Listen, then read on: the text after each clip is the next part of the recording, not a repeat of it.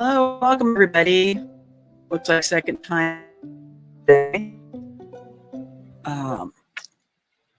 Yeah, I got my internet's a little slower from the ice than my regular thing, but I'm here. Kazri of Hecate.com here with Yagoda. We're going to talk about numerology again. We talked about it on Saturday, and we're going to pick it up. I'm going to do a little bit of introduction of who you are. I'll just hand it to you to do that, and then we'll go into that. Let's see. My computer's not responding when I click on things. Uh-oh. There it goes. Switch about it. Come on. I'm going to change to a different internet flow. Once that's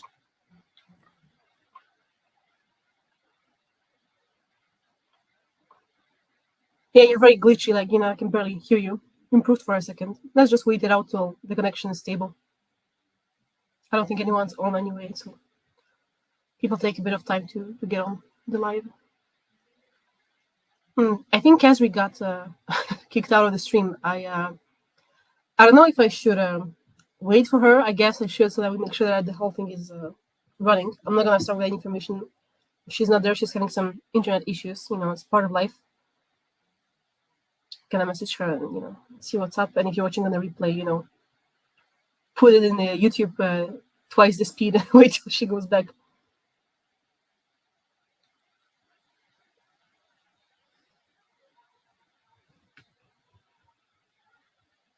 I don't want to keep it quiet for too long, but I also want to but I also don't want to I'm gonna see what Kazri says. I don't want to start the introduction without her. there we go. I wasn't that long. Try this again. Yeah, I've been lucky enough. The ice that happened for a week and it took out the cable, and so I'm on not as good of a internet connection, but looks like I'm back. So you're saying that you think the snow is so bad that it freezes the cables for the internet? Well, it took a branch came down and just pulled the whole cable. There is no cable. And I think the guy said Wednesday they were going to come. So maybe tomorrow they'll come and I'll have regular internet. But right now it's fine. Yeah, it was also kind of crazy weather, here yesterday, that Vegas is normally pretty hot, but we had this thick fog, really thick fog, and it was very damp and raining all the time. So it was suddenly London weather in Las Vegas, which was, beautiful but weird. So I guess it's, crazy weather nationwide,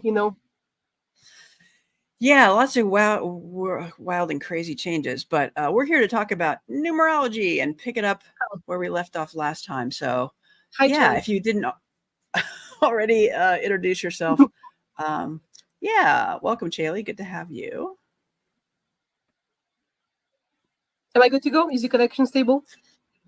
Yeah, and then too, if I disappear, I think you can still kind of keep going, but it okay because they will start without you. Okay. Oh, okay. Yeah. Well, it didn't want to start without you, but now that you have your permission, I will keep talking even if you glitch out for a second. Yes. Anyway, yeah. So for those who have not seen the last episode on Saturday and are just coming to this, Livestream is the first one. I'm a spiritual teacher, an astrologer, a tarot reader. I also dabble in the numerology, human design, and I'm generally a holistic healer. I'm also a certified reiki healer. And here with Kazri, we live stream about the basics of spiritual sciences. We already had an episode of basics of astrology, basics of human design, basics of tarot. And last Saturday, we had the first part of basics of numerology, but it turned out to be very long because there are a lot of numbers, including the master numbers. So we were not able to, to fit the whole schedule in one episode. And we're doing a part 2 right now since Kazri had an opening. And for those of you who kind of would like to watch in order and are watching maybe later, not live right now, I recommend that you start with the previous episode because the basics, some of the basics of the numbers are there. But, definitely you should watch both to have complete information. But if you're watching this live right now, you can just watch this one, then go back later, whatever is convenient for you. I know Chaley was here for both episodes, so, she's fine. And at the end of this, we're also going to be doing mini readings for anyone who's interested to look at the numerology chart. We already covered some of the basics last time, like for example, Chili, who's our regular guest here, she was like heavy one particular number, so we basically discussed what it means to be heavy 5 focus numerology, which by the way, if you are want to, you can find the info in the last episode, in the last live stream. And we have stopped at covering the descriptions of all the basic vibrations from 1 to 9, and we stopped there, because of time. But I still have, many other things I wanted to cover. And the next one is master numbers. And here I recommend that you visit after the live stream, of course, that you visit my my writing, because I have articles about every life path number. And right now we are moving to master numbers. I'm gonna put a link in the comments. Hello, Crazy Grateful. I don't know if I know you, but it's nice to hear from you. And I love your username. It's always good to be grateful. Yeah, and thank you so much for making comments and asking questions in the chat. As much as we'll try to keep the presentation part flowing along, and maybe more questions after that, but you're definitely check in and say hello. I will put up. So is that different? Because the banners that I had made were the concept of the birth card. Is that also the master number, or is that something different? No, we just didn't get to the birth card yet. The birth card is next. We're still following up on basic numbers. So yeah, the birth card is it's coming. No, we just didn't have. Yeah, this is still the basic meaning of numbers. That's why we cut it last time, because there's just so much. We didn't want just the basics, but the birth card is oh, that's coming. right. So you're probably ready for me to share that the link exactly, that you sent. Yes. Yeah. And I'm also sending links to all my articles about the master numbers. So if you are an 11, 22, or 33 life path number, then I'm sharing links with you that you can, read on after the stream is over, and you can read more in depth about your vibration. I'll talk about it a little bit, but sometimes people want to have it in writing because some people just focus better when they see text. So I'm offering that option as well. So some people actually have debates about how exactly. Yeah, the Kesri has the right image right now. There are some debates about how far do the master numbers go.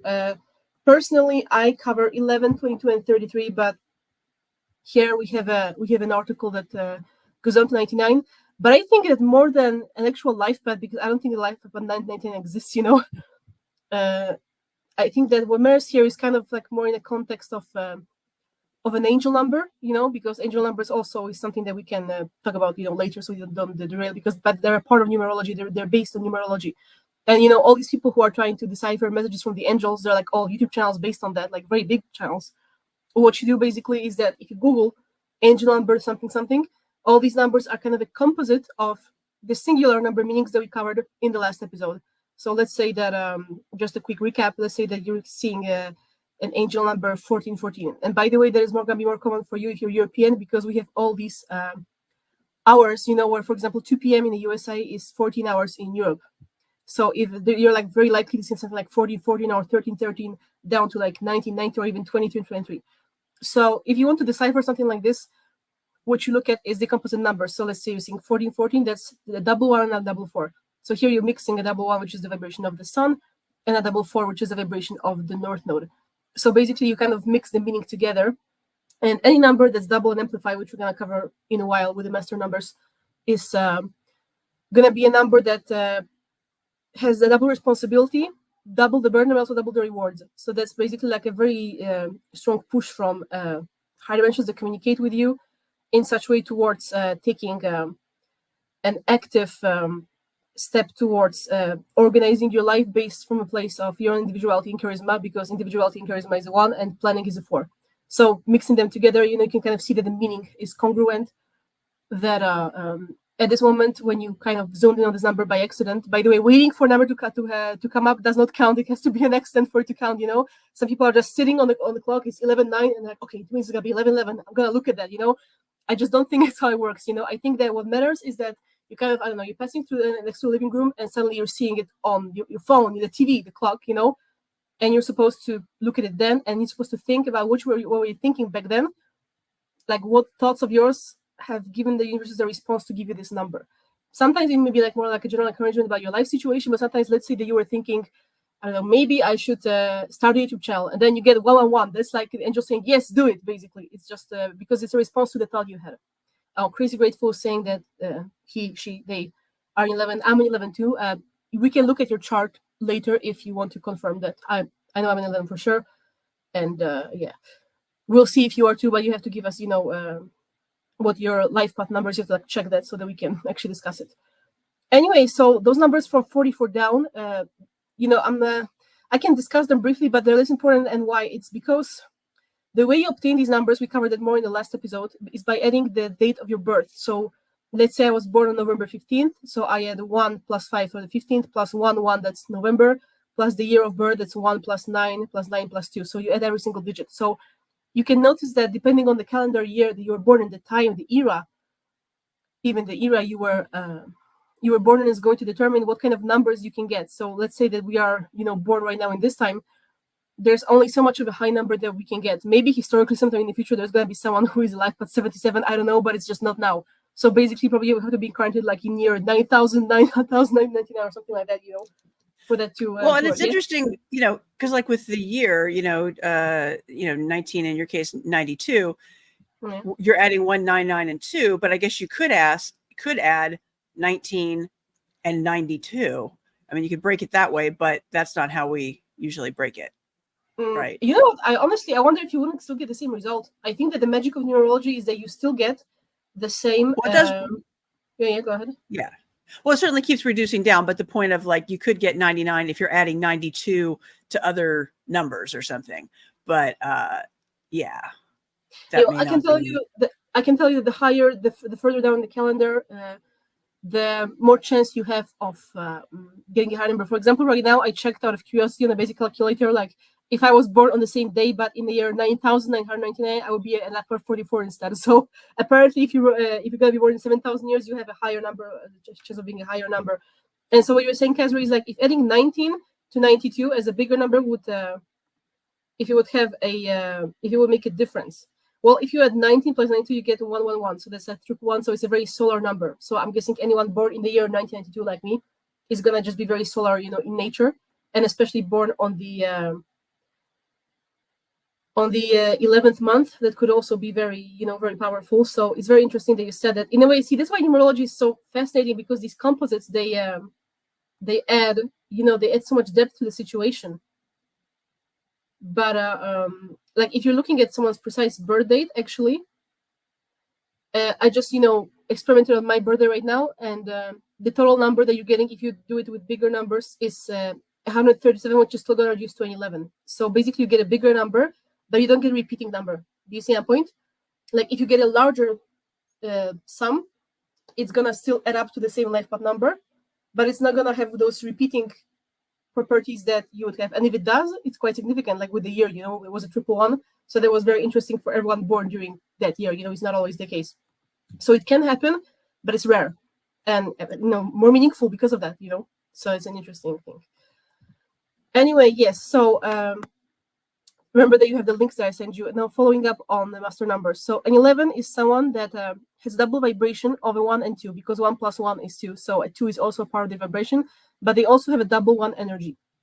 And if you remember from the last episodes, those who are there or those who have just come from watching it on the replay, the 1 is ruled by a sun, so it's a vibration of innovation, leadership through being different, through being a pioneer, and doing something for the first time relative to the background that you come from, of course. So, the image just come. I don't know why. Whatever. I was going to switch to. Did you want me to switch to the link you gave me that talks about 11, 22, and 33, or should we keep with? I could stick with the. Let's stick with it, because the other ones are very text heavy, and I think it's gonna be heavy. They're more for like later reading for people who are interested to learn about their own life paths. So that's why I posted them. But there's like a lot of text, and this one, I think the one I gave you has like short description, so it should be like more video friendly, That's why it's good to find this kind of stuff, because there you go. He just has a few words, and the other one's like a whole wall of text, like Imperator was like a mini book practically. Well, here it says. I will. Yeah, go ahead. I will put the links for the people watching the replay. I'll put the links in the description. Yeah, thank you so much. Thank you. Yeah, here they're mostly using the 11 in the context of synchronicities and encouragement to keep going, which is true because again, it's the solar power. It's about taking initiative, but in real life, the 11 is the mix of the one and the two. So it's the mix of the sun and the moon, and that makes them very powerful because they are a mix of those both of those luminaries, and they have a lot of energy. But the issue is that a one, just a single one, a normal one, by itself already can suffer a lot of ostracism because they are just so separate from the environment they're brought up in. It's just inevitable when you have such a strong one in a core chart, you will be just the colorful bird in your family environment. And single ones, again, already deal with it. And when you're an 11, you're a double one, you are double different, and you have double the problems. So 11s are very prone to being bullied, very heavily bullied, and they're also at the same time very compulsive because the double sun energy has this urge to really achieve something important. Just to show you a funny anecdote how that can work, a very famous European soccer player, I'm not into sports, but just someone that everyone has heard of, David Beckham. Maybe you've heard of him. I don't know, because I know the US is more about the football, baseball thing, but Europe is more about soccer, and he's British. So David Beckham is an 11, and he, right now he's retired. He's like a father, and he's been married for years. But one of the things that his wife says in interviews, that she mocks him, that he has this weird compulsion that he wakes up in the middle of the night and he checks the fridge and what's inside. So it's not like he's poor, it's not like he's doing it because he's starving. It's a compulsion, right?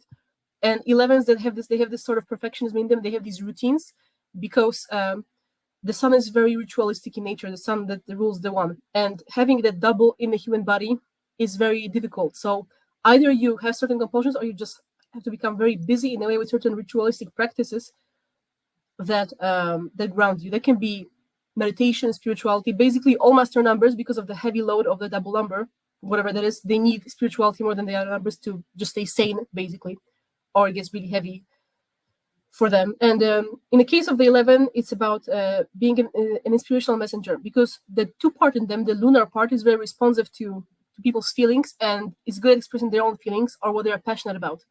And so you can get a lot of artists who, for example, have songs with meaningful lyrics. If you want to get an example, one such artist is Keisha. You should know who that is, because she's American. So you can see a very clear transition in her career. When she was younger, she got famous in the industry, and she had all those party songs. Like I was very young back then. Also, I was never really a party girl, so I didn't care. And then she kind of dropped her record label, and she released more independent albums when they were very, very personal and much more emotional. And here the double one really shares that uncontrolled positivity, which is what can make someone here such a powerful entertainer, because they are able to emotionally arouse the public with their message. But it only works actually if there is some sort of genuine conviction behind what they are saying. It has to come from the heart. That physical has to meet with the emotional, with the two. You cannot just go with one or the other. And finding that among all the bullying and lack of acceptance that you experience with this is the biggest challenge, but also reward with this life path number. Now for 22, I would say that the biggest problem with them is that while the 11 can be kind of more overloaded and just struggle to find their place in an outlet for such powerful energy, the 22 has a lot of internal conflicts, more so than the 11, because the 22 is ruled both the moon, which is double twos, double the moon, very sensitive, very group oriented, but that reduces to a 4, where the 4 is very, very organized. And about the North Node, which is like more achievement oriented, more rigid. So here you have both emotion and practicality, kind of two sides that are amazing contradictory. And as a result, what is that supposed to make the 22s is very organized community builders, someone who is able to kind of revolutionize the system the community is built around, because the moon again thrives on community, or someone who can set up systems that are catering to people's emotions. Maybe somebody who can revolutionize the psychology world or the psychiatry world, someone who can offer some sort of alternative healing methods, with the emphasis on the systems of them. But again, here the problem is that the double 2 is very sensitive because of the moon, and that's why the text here says healthy energetic boundaries, because as a 22, if you don't have boundaries with the double moon, you kind of screwed, like you're just so delicate that you won't be able to focus on building that system that you want to build. You won't be able to use that logic and planning that you want and need and can apply. And these people kind of, I've seen that, I knew a person once, they were elderly and they're passed away by now because they were older, but I knew this person when they were still alive, and they were very very bogged down in their personal relationship, in their marriage, and as a result they were kind of going nuts, churning up strangers on bus stops, because this was someone whose two energy was kind of like really overflowing, the lack of community, the lack of support, and the lack of ability for them to be able to channel those structured gifts resulted in that frustration. That's also why there is the element of diplomacy here, because when you have any structured group, any community, then there's going to be conflict. It's just inevitable, even if you're the most peaceful person ever. And a 22 can be an excellent navigator in between those groups. And let's say that you like live in a commune and there's 100 of you in a commune, right? And the commune divides itself into 20 groups of 5. Someone has to kind of like go in between and make sure that people don't kill each other, basically, that the community survives, right? And then the practicality of some sort of organization still stands there. So a 22 would have that kind of role, but again, it's very difficult because of the natural contradiction. I would say that 22 in a way is maybe more low-key and less charismatic than 11, but it struggles more internally and has a lesser chance of success as a result of having such a heavy mission. It's like a lot of things have to go well in your life for a 22 to be able to really be in their element. Like when we think of 11s, we think of leader types. For example, both Obama and his wife, they're both 11s. It's a marriage of two 11s, which is very interesting. And, he was president. And even after he's an activist, his wife is an activist. And also she has her own presence in the media. So for the 11, it's kind of easy to just put themselves out there and just, shine their own independent light. But the 22 is more, emotional and more dependent on the other. And as a result, they are very prone to getting that power abused. Like, I'm kind of trying to remember if I know any famous 22s, Oh, I know. One of the Beatles was a 22. I think it was McCartney. And yes, the reason for that was that he was this unique guitarist. He was playing the guitar left-handed, but with the strings that were inversed for a right-handed person normally. And that is him basically using his emotion and his creativity to have a new system of playing altogether. Because after he did that the first, there were many other players that imitated him. So you can see how he developed a whole new system in music. And he was also the one responsible for a lot of rhythm creation in the Beatles when he was still co-writing with John Lennon when he was still alive. And, he really is, a maverick. He's different, but where is his field? It's music, it's something more emotional. And also, how did he get famous? In a group, in the Beatles were a group, they were a community. And some people say that he was largely the force that was kind of keeping them together because Lennon himself had a bit of an ego, and he was the one kind of keeping the band, in check so that the group could continue for their purpose. So that's, again, a very 22 role. The other famous 22, I just checked this, is Oprah Winfrey. And isn't that like so very 22 of her too, that she has her own talk show, her own system, where she invites so many people, and they talk about what their feelings. It's a double two, right? She's the one that helps people make peace with their emotions, and more than actually having practical goals and being charismatic, she listens to them cry, break down, talk about their heavy stories, and and she has like a whole formula the way she does it. I think she also had like a whole show, like a tape show and something. So it's a whole, going to Oprah is like a whole universe, right? So she developed her own system. But if you read anything about her biography, she had like a horrible life when she suffered a lot of abuse, like physical, emotional, and it's the 4 is a very heavy is a very heavy number. Yes, I think that's enough. Yeah, go ahead. I was going to say, maybe take a minute and review how people get to that number. I don't think we have a visual on that. Even though I could maybe find one just to remind the people that just joined, because I don't think you said that. Okay, I mean, how do you know that they have this life path, right? Yeah. Okay, well, let's use an example for any 22, like Oprah. So I guess let's check out her birthday, right? It's gonna be anywhere. Yeah, there you go. So she was born January 29, 1954. So basically, you add 1 for January, then you added 2 for a 29, 2 plus 9, and the year was what? I'm gonna put it in the comments, and in case we can put it on screen so that you can see. Plus 9 plus 5 plus 4. There you go. So this is how you add, her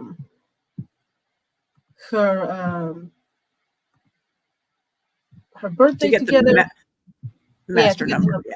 Yeah, exactly. And when you add that up, I'm gonna actually check if she has a composite, but sometimes people have composites, like the same way I'm a 2111, and sometimes people are 3811. Maybe she has a composite too, for this is 22. I don't know, because I never really actually checked on her. So I'm gonna just verify it because I'm curious, and I can tell you guys how that works. Yeah. No, she doesn't have a composite. She's like a straight up, Mr. number. Yeah, I think it's harder with higher numbers to get a composite, because it's easier to get 11 from 38 or 47 or 29, but the 22 is kind of like straightforward, So, that's basically the way you just add every single digit of your birth day. This is the life path number. We're still doing the basic life path number right now. And for the more, complex numbers, we have a whole calculator, which I will link to you in a while when I finish with that table, because we're going to be talking about, expression numbers and other numbers. We already linked it last time, but we have to do it again for the sake of this live stream, and in case Jordan or Chaley or Crazy Grateful want their charts read, it can be for the same reason. Anyway, now moving on to the last master number, the 33. The 33 is a mix of Venus and Jupiter.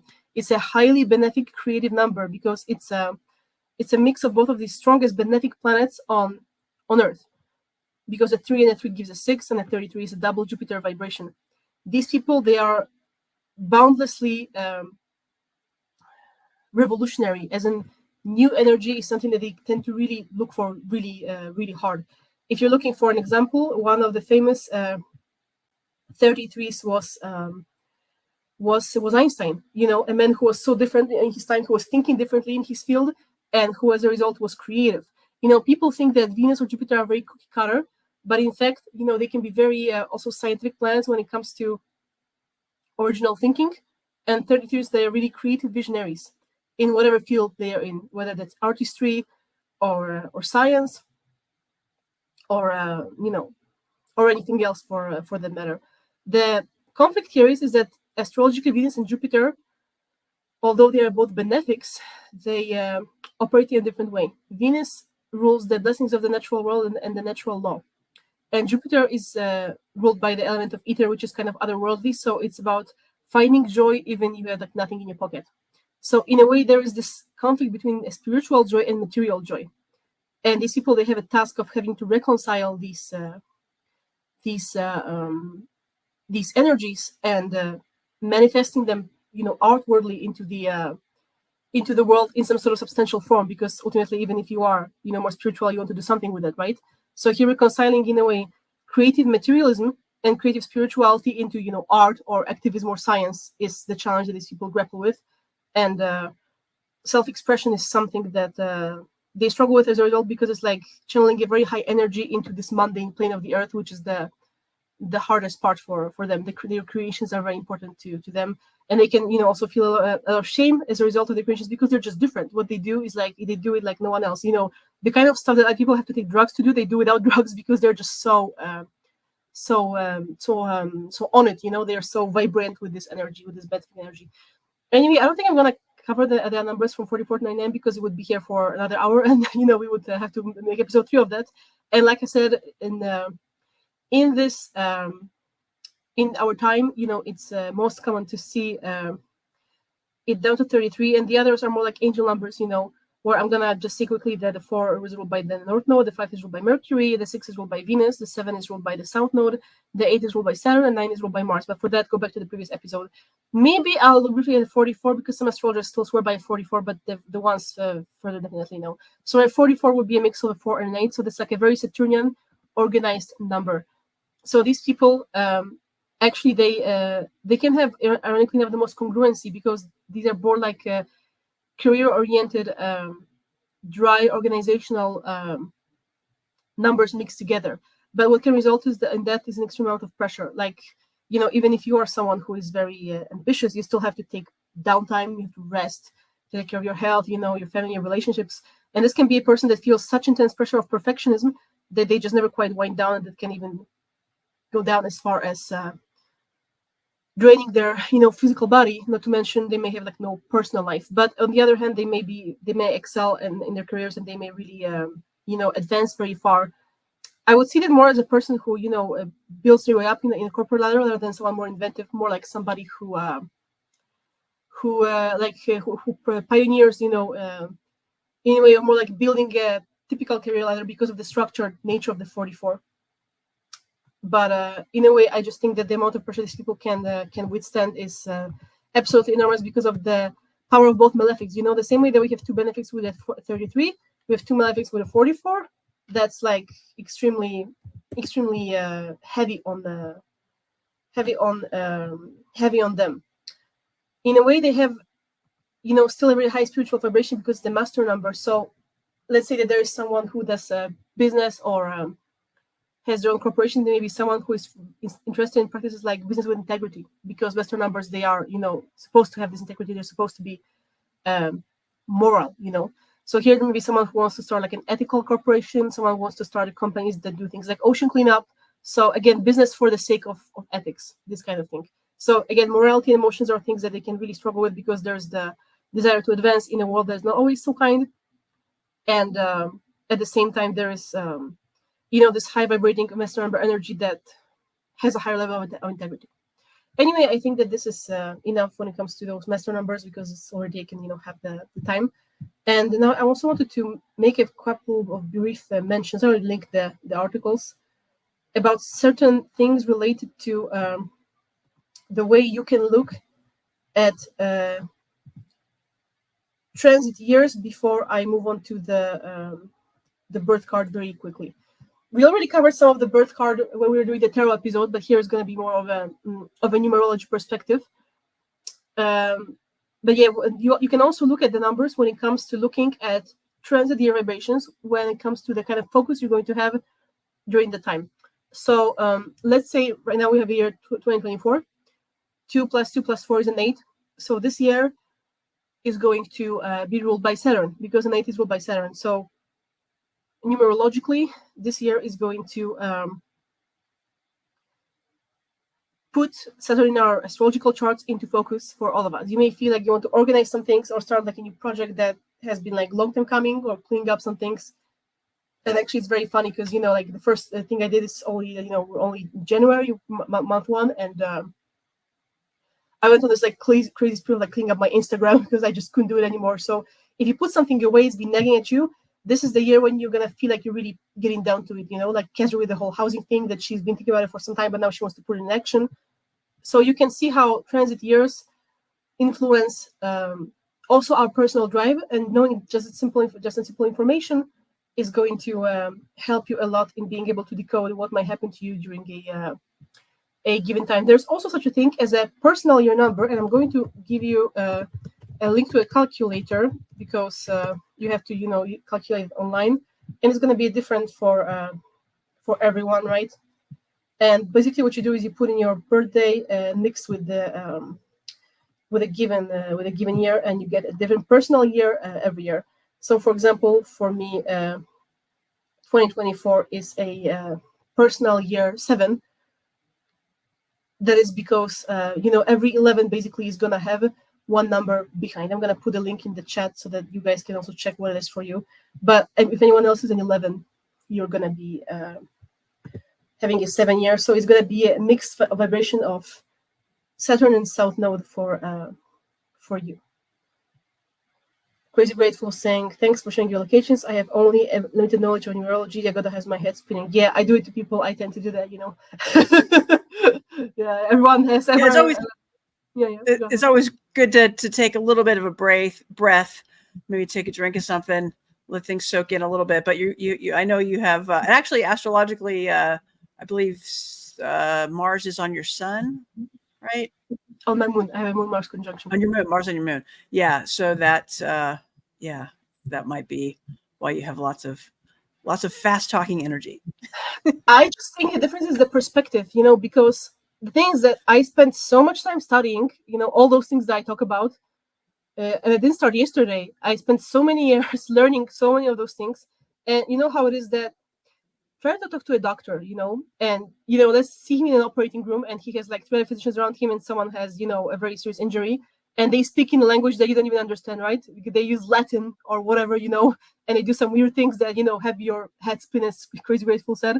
Why? It's because this guy has had like minimum 6 years of medical school to do it, right? And in a situation of an emergency, in a situation where when somebody's needs their expertise in a given time, the doctor needs to be able to deliver it in such a way so that the patient is saved, right?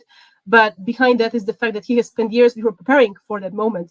So he has years of knowledge that kind of makes some things easier for him. So it's kind of hard for that kind of person to mentally go back to the time when they knew nothing. I try to do that, I try to stick to basic concepts so that it's more, people friendly.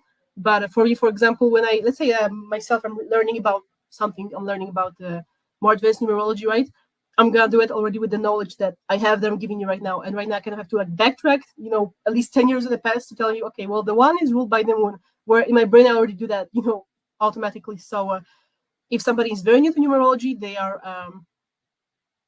they are gonna have a different perspective, which I'm trying to, cater to really hard. Like it's like trying really hard to erase the things that are obvious to me already. And I'm sure, it's not just me, everyone has an area of expertise, right? Like everyone's good at something, right? And let's say somebody has a PhD in something and they talk to someone who is a first-year student, they are going to be uncomfortable, it's just going to be hard to close that gap. But I'm trying to close the gap because the point of me knowing all this is to give it to you guys. But on the other hand, the point also is that because of my perspective, I'm able to like link the dots and create certain connections that come from that knowledge that I have, which I wouldn't be able to create if I didn't have that increased experience. So, it's good because the perspective helps you kind of get to new places, the connections form in your brain, and you are able to put something together in a more inventive way, which, takes you further, which people, appreciate. Crazy Grateful agrees. Well, again, everyone's good at something. And, when I first came to America, I guess I felt like you guys were feeling, because having lived most of my life in Europe, it's not that we don't have big stores, because we do, but a big store in Europe and a big store in America are not the same thing. And I went to like one of those huge Asian grocery stores in Portland, and I've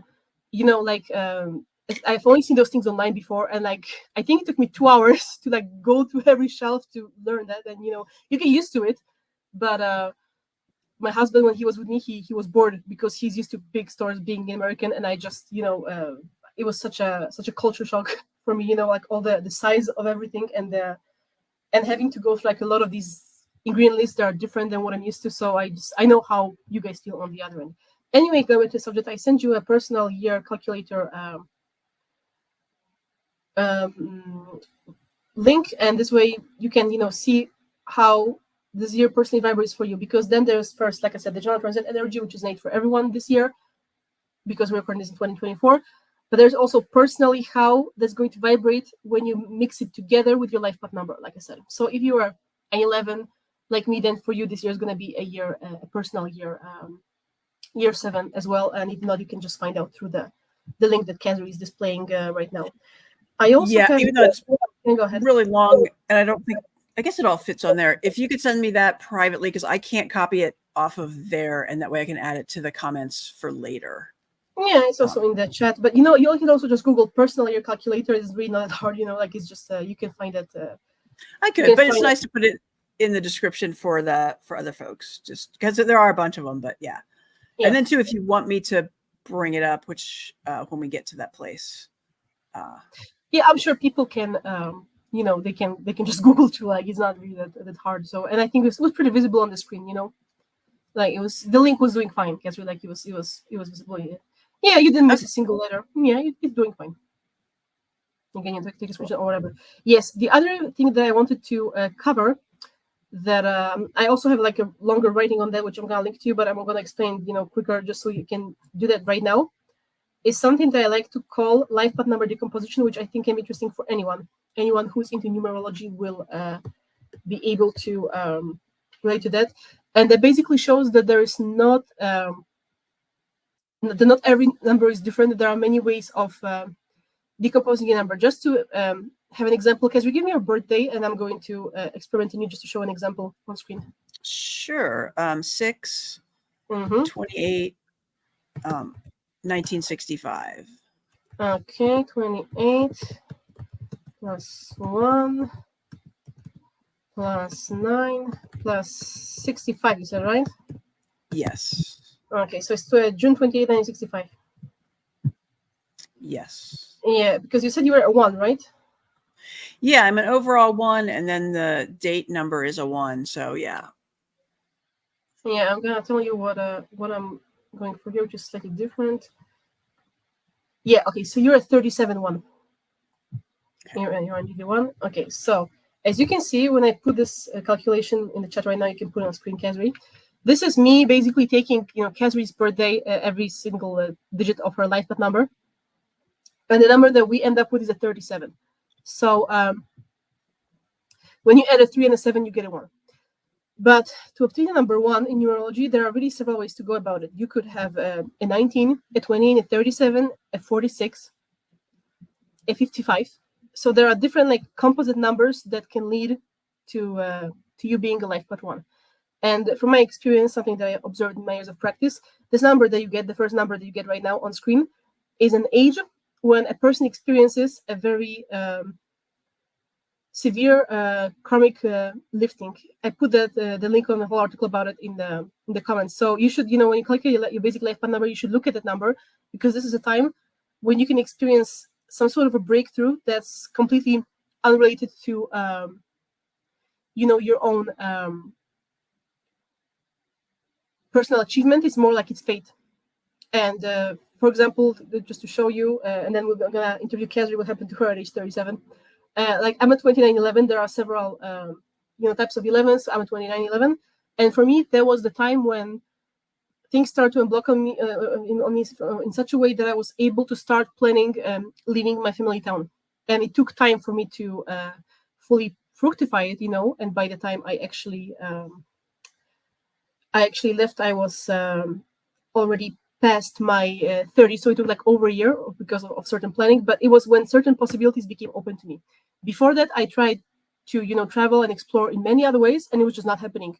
And that was the time when certain door for me opened. I just knew that was it. So there's going to be some sort of an event that's going to become a trigger for long-term development that's going to ultimately lead to your success. And I don't know if you remember what happened to you when you were 37, Kazri. It must have been a particular. Yeah, I had to do those numbers again because I was 37, turned 37 in 2002 to 2003, and I had been in alternative things initially, and then I spent between 30 and I guess 37 trying to fit myself into mainstream paycheck job stuff, and I did a whole bunch of different things, and it kept not working out. And in 2002, out of desperation, I went back to doing what I had done before, and had a very I made a lot of money, and I had a big year 2002 to 2003. But then in 2003, right towards the end of that, it literally caught on fire, and shit went wrong. And yeah, but it didn't cause me to go back to, I don't know. It's a point of the no return, description. Yeah. There was a difference. It's basically a moment when chain of events starts, and it doesn't mean that you're going to see the results and become ultra world famous the day after, but it means that there's something in your life that unblocks that is absolutely necessary for you to be able to even pursue your life calling. And some people, they get very young, some people they way later in life, some of them into their 50s. And basically that can be your decision to basically pursue a more alternative lifestyle and giving up on on traditional career paths that's so important for you, which as a one, it makes sense, because as a one, what matters is your individuality, right? So here, in a way, it was giving up on the things that are not you, that puts you on a path and makes you be able to be you. And again, I call it lifting the veil. It's like a curtain is lifted, and then the rest is still human timing, human weaknesses, and how much we take our time to fully grow into ourselves. But at this point, it's like we're open.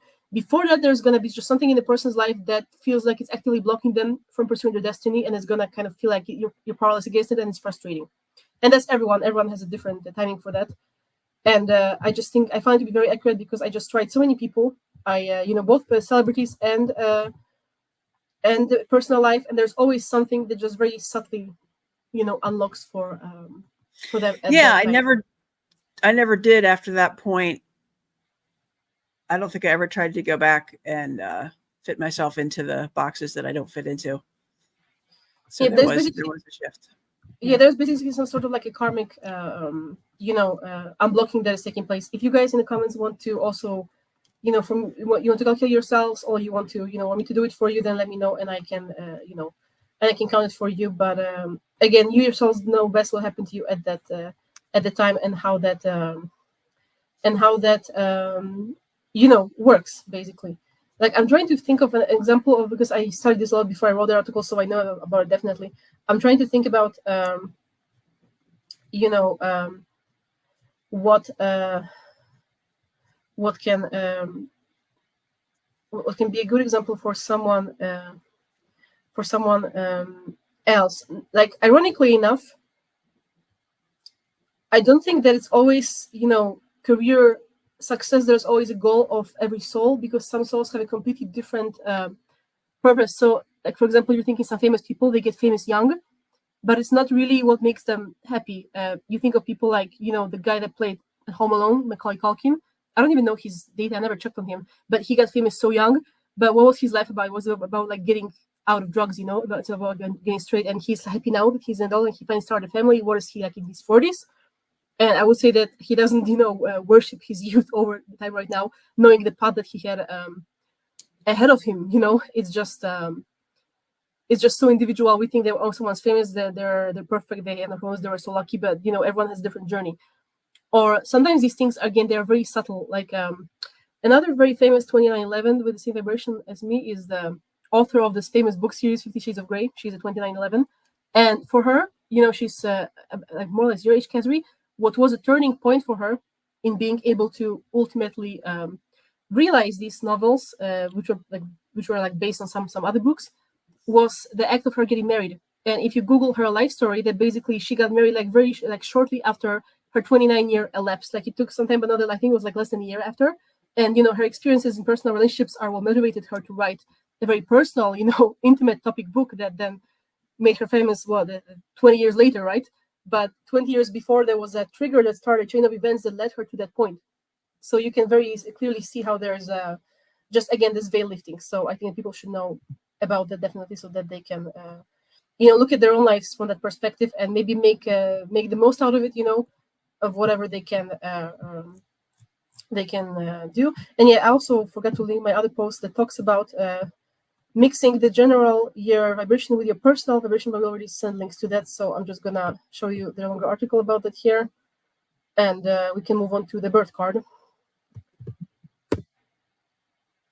Yeah. Okay. So we already did the birth card from the perspective of tarot. I already actually have put up all the links to the articles about life path numbers, which already contain the subject of the birth card in one text, which is why I didn't show the text here, because it's just so much text. But just as the tarot cards have numerological vibrations building up their credibility and their meaning, essentially, it works the same the other way around. So life path numbers have tarot cards, which is called the birth card, that basically also describe their vibration. It's kind of the symbiotic vice versa relationship. And I'm going to try to go through that really fast, because again, I have to go through all the numbers. The luck here is that the master numbers essentially don't really have that, because there's no like tarot card number 33, for example. So if you're a 33, you just go look at the cards from the 3 and the 6 together, and it's going to be a whole pool of a lot of energies. The only difference here, where we actually have something for master numbers, is an 11, because an 11 has its own unique tarot card, and the unique 11 tarot card is justice, where justice really rules in a way, getting your due based on your actions, so that can work for better or for worse. So it kind of shows how some 11s, they really can when they go too much into their egos, they can suffer. I think we already talked a bit about Kanye West in last episode, how he's an 11, and let's face it, more people hate him. People don't like him. That he has a bad rep. He created some music, and now everyone thinks that he's kind of an asshole.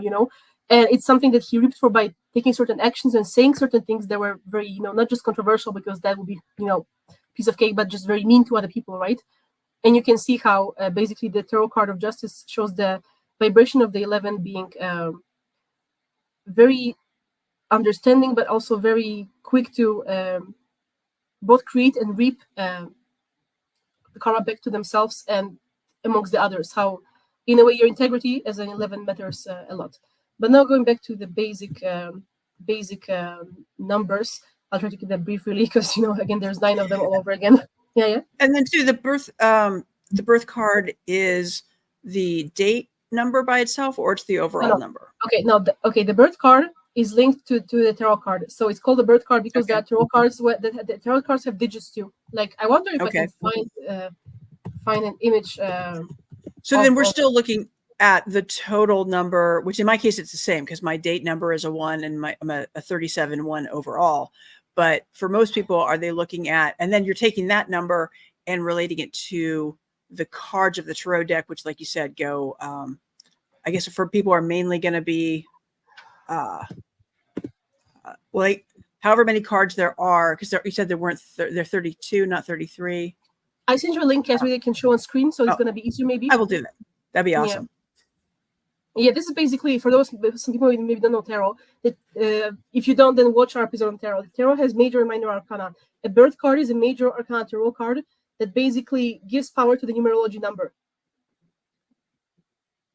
I'm getting there. Yeah, sure.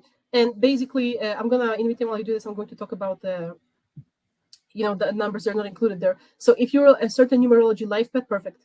If you're a certain numerology life path, you are just going to have some tarot cards basically describe better to you what your life path is about. So here, the Fool, as we talked about in the tarot section, is a 0, so there's no life path 0. So anyway, he doesn't really count, and there is no life path 10 either. So starting with the Magician, right? So the Magician is a number 1. So the Magician is going to be a part of the destiny of any life path 1, like you, Casby. And it's going to have this maverick energy because the Magician is the creative genius. But the other card that also rules life path 1, for example, is the Sun. And I think, if I remember, the Sun is number 10, or 10 or something. No, the 10 is the Wheel of Fortune, which is also a 1, but maybe it's later. Oops. The Sun is definitely I need to make it small. Yeah, because it doesn't quite fit if I zoom in. Oh yeah, there's a banner. Oh, there we go. I'll get rid of the banner. Yes. Yeah, you can move it up or something. Yeah, there you go. The Sun is a 19, and 19 goes into a 10, and then goes into 1, and then a 10 is a Wheel of Fortune. So you can see how the Magician, the Wheel of Fortune, the numbers, by the way, are on top. If someone knows nothing about tarot, you can kind of see little Roman numbers on top of the screen, on top of every card. So the Sun is a 19, the Wheel of Fortune is a 10, and the Magician is 1, and all of that reduces to 1. So a life path 1 is going to have these 3 cards contribute to the 1 vibration. These tarot cards describe the energies, and all these energies, they talk about things such as joy. The Sun is joyful and waking up, every day in a way fresh and treating life as an adventure, which is something that one should do to accomplish their goals. The Magician, which is the power of manifestation, which is about being different, because the Magician is the maverick, like I said. And the Wheel of Fortune, which talks about the fact that when you are yourself and when you believe in your uniqueness and doing things that come from a place of integrity, even if you're different, then fate intervenes on your behalf, because the Wheel of Fortune rules the turns of luck, the karmic fate, for better or for worse. But here with those positive cards, it just shows that sometimes you just have to be yourself, do your best, and then believe that the universe is going to play cards in your favor, even if you don't really have support of other people. So again, all of those things contribute to what it means to be a 1. Now, again, I'm going to try to keep this really brief because, again, we have more numbers and I want to do some brief readings too. Now, for the 2, then the cards that interest us are Justice, Judgment, and the High Priestess. So these 3 tarot cards and their meanings are going to, again, give their energy to the number 2 numerologically. So the High Priestess here gives the intuitive vibe for the 2 ruled by the Moon, the more sensitive divine feminine energy. Even if you're a man, you're just going to be more attuned. Again, Justice here is about that interpersonal integrity, that interrelationship integrity, this emotional integrity, that the eye for an eye philosophy here is going to be very real. That if you hurt someone, they're going to hurt you. And judgment is about preserving rationality amongst emotional flows, which is something that twos very much struggle with. Is about keeping a cool head while you're still allowing yourself to feel, so that you don't block the flow of your of things like your heart chakra, but you don't lose your head, don't go all crazy. Yes, so the cards for number 3 are the Hanged, the Empress, and the World. And as you can see, the Empress is a number 3. The Hanged here is can we see? No, he's a 12, so a 12 reduces to 3. Yeah, the 12 reduces to 3, and the World is like the last one. I think the World is like 21. I think is the last card. So basically, the 3 being ruled by Jupiter, the Hanged represents being able to have a different perspective and having an open mind, which the 3 very much needs to be so creative. You have to be able to look at things from a different perspective, and you can't close your mind or become dogmatic. The Empress rules the abundant fertility and creativity. So the creative power of the 3 comes through the Empress, while the open-mindedness comes through the Hanged. And the World rules having perspective, because the World is a tarot card that closes the cycle. So the World is the card that gives the 3 its power to see the whole journey from the beginning till the end, is because Jupiter is a teacher. So they are able to derive wisdom from the whole journey and then give it to others through their creation or their teachings. Now, the 4 is linked by Death and the Emperor. And that is, again, so typical of the energies of the 4, because the Emperor here rules the power of logic. And if you watch the previous episode, you'll know that the 4 is very well organized. The 4 is organized and it's structured, and it's all about efficiency. And the Emperor has the power of logic, but Death is about transformation. And sometimes to change something and to improve a system and to increase efficiency, you have to let some things go away. And thus, this is the way the Death card gives nature to the 4, because it rules endings and changes for the sake of improvement, for the sake of logic. So in a way, that's why the coldness of this number is here, because accepting death is kind of an emotionally cold thing that we all have to do. Accepting change is hard for us, for our sensitivity. But yeah, again, here that the Emperor shows us that logically sometimes we have to. And the 4, with its mission of improving efficiency in society, needs that kind of to have that as their daily activity. The 5 is ruled by the Hierophant and Temperance, where Temperance here refers to the duality of the mercurial nature. If you look at the card of Temperance, Temperance has this it's a 14 exactly. It has a 2 cups where Mercury rules duality. And the water kind of flows infinitely between these 2 cups, and like this angel with wings has 2 cups that in both hands. I don't know if you guys can see that. So that basically rules Mercury's ability to be two-dimensional and be able to reconcile opposites, because the 5, again being very mercurial, should be able to have that wisdom to link 2 sides of things together and create one whole, as the card, even the picture shows that, right? So it's about preserving balance. And Hierophant is here about the necessary of the 5 to be able to take a beat with their creation and make sure that there is the right spiritual motivation, emotional motivations between them, that there needs to be some sort of wisdom that is put behind their action, because Mercury is a very fast-moving planet. So sometimes, the morality here can be an issue as you kind of just go and gobble up the next thing intellectually, go after the next goal. So here, Temperance shows you how to balance opposites, and the Hierophant shows you that you should have some sort of a philosophy that guides you on your pursuits, some sort of a guiding light, even as you keep going forward and consuming more data intellectually. I lost the 6. Okay, it's right here. Yeah, so the 6 is ruled by the Lovers and the Devil, and it's because this is a card ruled by Venus. So I just think it's appropriate the number ruled by Venus has the Lovers card, The thing is that Venus is not just about romance, and neither is the Lovers. The Lovers, just as Venus, is about harmony and partnership, and about mirroring in relationships. It's about being able to see the unconscious side of you, the dark side of you, through the other. It can be a friend too. And it's about the death of ego, when you see some hidden truths of yourself through a relationship. And the Devil here is the temptation of control, which is something that can also appear, with relationships. Notice how both of these cards, the Lovers and the Devil, they have 2 people standing that, it's just so 6 in nature. Here we have the Devil in between them, and over there they're more, in in the lovers, they're more they have an angel. So it's kind of like the lovers and devil, they're like flip sides of the same coin. Like, isn't that symbolic and accurate? That the Venusian symbolism is just so obvious how, sometimes all relationships, when they become very close, they can all feel like heaven one second and hell the next. That's exactly how it is, that you always have to be kind of on that edge between harmony and being able to understand the other in the lovers, and the need to control your partner or own them or try to make them into something they're not, because love can make you insecure, right? Or even having a friend or having anyone you attach to, family member, friend, or even a pet, can make you possessive over them. So the duality of intimacy is shown in that vibration. Yeah, that reminds me, that sort of the root of suffering is attachment, because it's when we're attached to a person or an object or anything, that fear of loss, or then when you do lose that thing, then you suffer. And if you weren't attached, then you wouldn't. But of course, life isn't very rich if we don't have attachments. Yeah, but exactly. Also, this Venusian vibration of the 6 teaches us that life is about true love, and true love, kind of goes with this quote: if you love someone, set them free. And if they come back, they're yours. And if they don't come back, they never were yours. So it's not that you can't have that person, but it's like you should kind of allow that person to want to be had by you, even if it's just, a friend, like I said.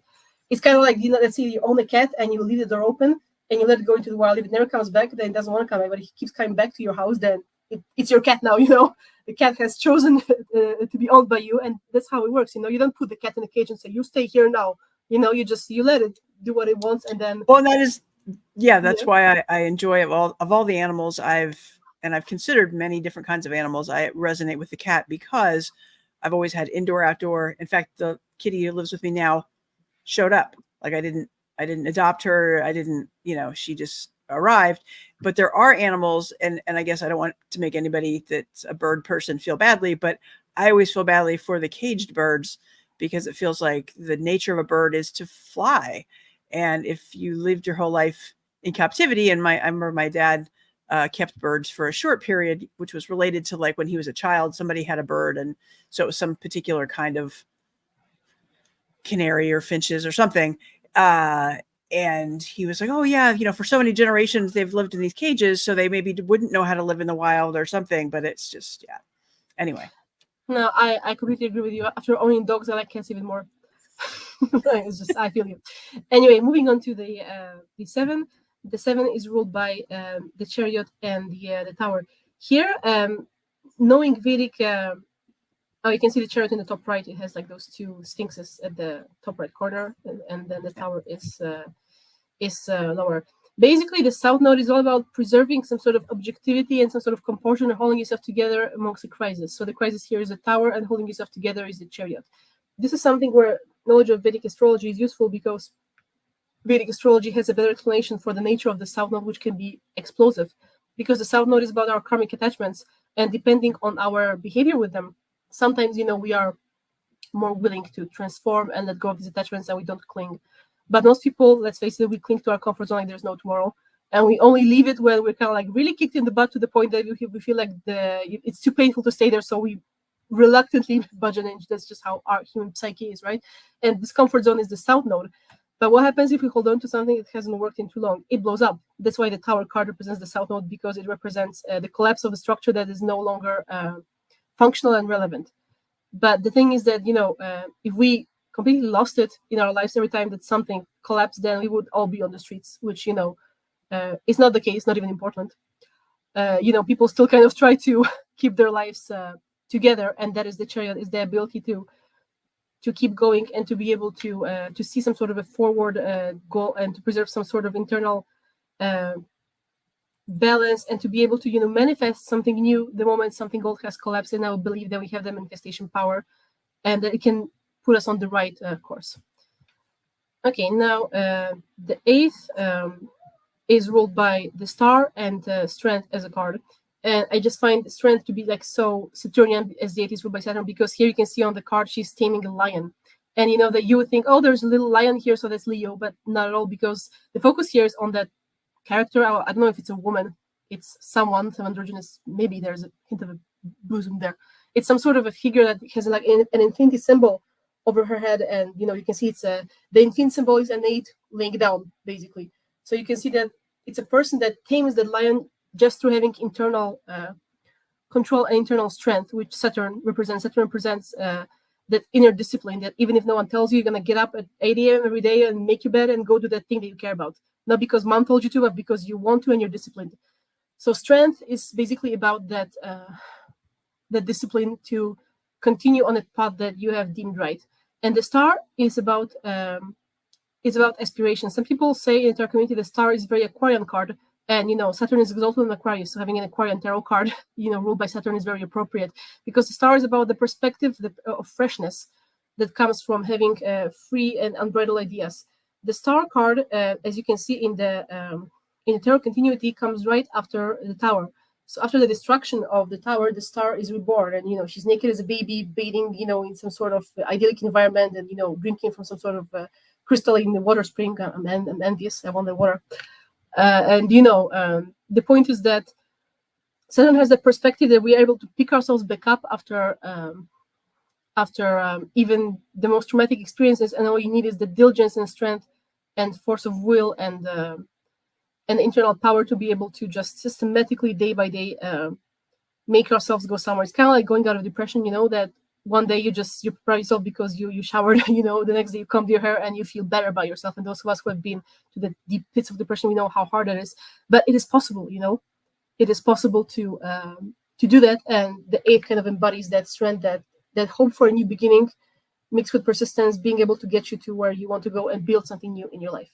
And finally, we have reached the end, and we have come to the 9, which is ruled by the Hermit and the Moon.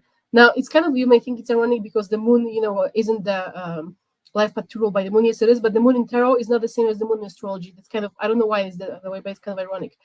The Moon is more about activism and about, you can see that how the card looks, that there is a moon and there's a human face on the moon, and there are all those little animals watching the moon. And this actually pertains to the leadership and community aspect of the 9th, the activism part. So here, basically, the moon rules the 9's power to be able to gather people around them for a worthy cause when it speaks to their actual needs. So, in the last episode, I was still saying that the 9's who haven't found their cause are very lost, kind of going around arguing with people. Here in the moon, we have more of an embodied 9 that already has found that cause and then naturally goes into a leadership position. Because why? Because they are able to speak to the inner animal inside every human being, as you can see on that card. And the Hermit is more about the period of reflection that every 9 needs so that they can rethink their goals. So they kind of waffle between, or like waver between those two extremes. First, they are alone, they regroup, they think what they want to do, then they go out, among people and they share their wisdom and they preach from a position of leadership. And these 2 cards kind of show these 2 phases that any 9 that wants to be in their embodiment of a social pioneer has to be in. Anyway, I think that I pretty much covered that one. There was a lot of information, and do we cover all the points? Because there was just so much stuff that I kind of forgot. Do we cover like all 4 of them from last time? Let's see. We were gonna do the concept of the birth card, and then the 4th one was where to look for numbers and karmic vibrations. Oh, yes. Thank you. Exactly. Yes. I have a brief thing about before we do the mini readings. You guys can start writing down your life path numbers, or like your birth dates, basically, in the comments, or you can, I'm going to now link this calculator that we had last time, or you can start, putting your names in the calculators if you want a mini reading, because we're going to do that very shortly. Let's start. And if you could private chat me that link, that would be helpful. Yeah, of course. Like for starters, let's say an expression number 1 is here. And so if anyone wants a mini reading, you have to, I'm going to just put the links first before I start talking about the other thing, because it's pretty brief. But there are so those 4 core numbers are the life path, expression number, personality number, and then heart's desire, otherwise known as soul urge. It's the same thing. And I'm just now sending all the links to Kazri and to you guys, so you can also see that in the chat and put in your names. What's important here is it has to be your legal name. If you have a nickname or something, it does not really work, because you see, that's why governments are so dangerous, because contracts have power, and the contract of making something of your actual name sadly sticks until you change that. So it's very important that that you stick to that. And that's why some people are so adamant on changing their names, because they because they realize that they feel uncomfortable. And I just put the last one in the chat, and then I'm sending it to you, Kazri. And yeah, in case no one wants to share their number, I'm gonna do Kazri as an example, but yeah, I have links here for you guys in case someone is watching on the replay. Yes. Anyway, what I want to talk briefly is that there are certain numbers in your chart that are carry certain vibrations, and they are extra karmic numbers that often are visible in our collective consciousness. The prime of those numbers that I think that you are going to be not really surprised by is, for example, a 13. Like, everyone fears the 13. Everyone is is that some elevators don't even have a 13 on a number because they're so afraid of the 13. Like, the superstition regarding the 13 goes very far. And numerology says that it's also a particular karmic number. So let's say that you are a life path 4, right? Which can be pretty common. You're a life path 4, but you're a 13-4.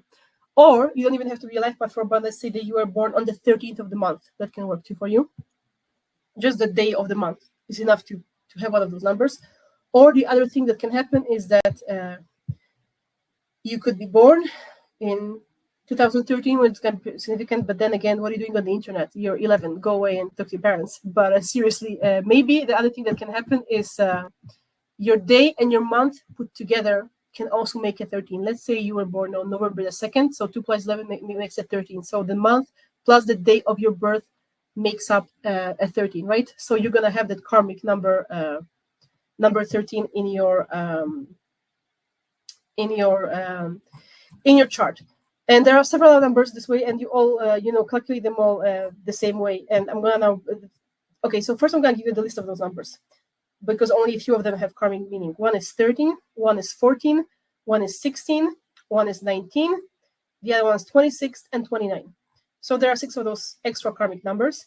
And again, this can be if you are born on any of these days of the month, which can be if you are born on the 13th, 14th, 16th, 19th, 26th, or 29th of any month, this is going to be part of your karma. Or if, again, your day of birth mixed with the month of birth, add up, give the number, or if it's at the end of your birth year, which can be pretty significant. I'm going to briefly touch on what each of these numbers means. And by the way, these numbers, they are counted together with any life path number you have. They are not separated from it. So any of the other numbers you have, your life path number, or any of the links that we just put in the chat, the solar expression number, the karmic number is kind of like an extra. It just indicates that there's a certain lesson from a past life that you are carrying by being born with a particular vibration. So on top of your general makeup, it's kind of like an extra bag of rocks you're carrying in this lifetime. Sorry if you are, but it also can lead to extra rewards, And again, you don't even have to have like a master vibration or something. You can just have a normal vibration and still have that karmic number in your chart. And we're gonna cover briefly what every one of them means. And I think it's gonna be the last one for this episode. Okay, so the 13 is called the karma of work. Like if there's any discrepancy in language, I'm sorry, because when I was learning that, I actually learned about that concept from a friend that is from Poland. So basically what I'm doing is right now I'm after having learned that, I mean, talking to that person, for many years, and they're like my favorite Polish esoteric creator that, I'm, online friends with. And I tried to Google before the meeting, even before the last one, tried to Google that. And I didn't really find information as developed as in Polish. So I just thought it was so, even more interesting to bring that to the chat to explain that to you guys. So I'm kind of gonna try to, translate in my brain what she said so you can see the meaning of it. Like, she has also her own book, but the book is in Polish, so that would hardly be helpful, So, I'm not even gonna link that because it's not helpful to you guys, and her English is just not that good.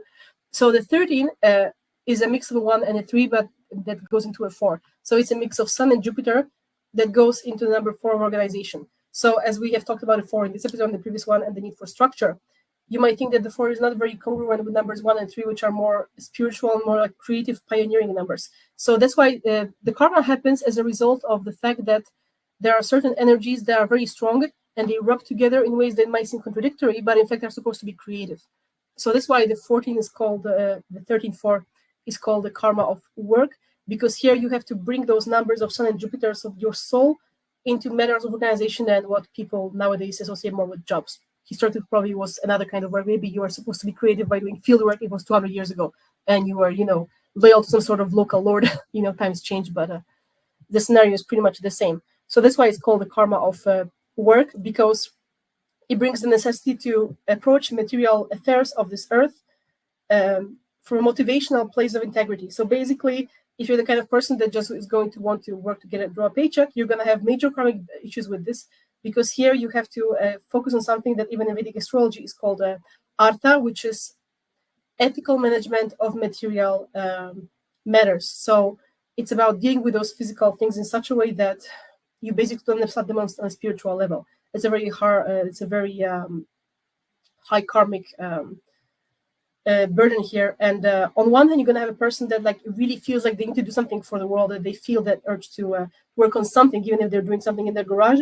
But on the other hand, they're going to also feel that need to do it from a place of integrity, and that creativity and the flexibility to be able to adjust yourself to the enemy system and to the higher good of the system. Now, the problem in our society with that number can be is that you're going to go through something that a lot of job changes, and then the situation is going to be uncomfortable, and you're going to have to not give up. You're going to have to get up and face life all over again.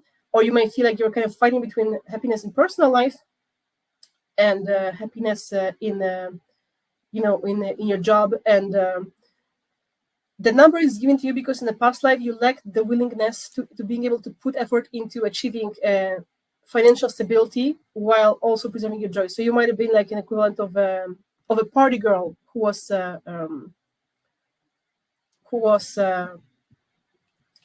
paid by by her husband or something in a past life. So you basically took no accountability, had no contribution to society, and in this life you have to do it. So you get struck with a karmic 13. But because you are in a way currently so unwilling to approach your contribution to the world both responsibly from a spiritual standpoint and from a material standpoint, you get a lot of ups and downs, and as a result, just to be able to power through, you kind of end up lying to yourself emotionally. There is basically takes time before you feel like your heart and your physical efforts align, and you feel like you're happy in any endeavor that you make. However, there is a big propensity here for success. You can really advance well here if you work on that karma, if you grit your teeth and you learn that the discipline that you lacked in the past life, you can erase your karma and then be successful at the same time. The point here is to take success into your own hands, and not kind of become someone who lazes around or has a more tendency to go towards superficial pleasures without doing anything.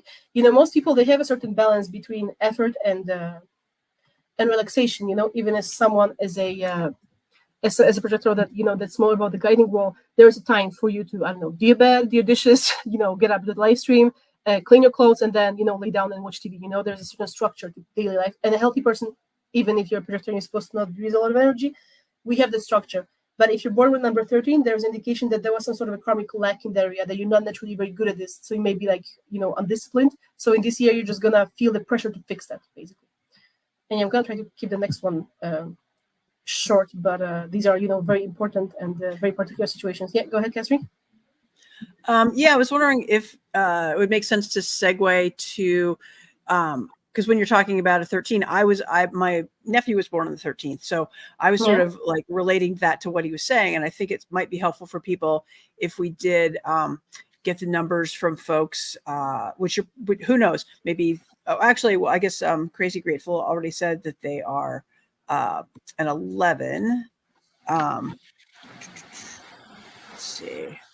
And I know that I'm a 1, even though I guess I'm a 37 1.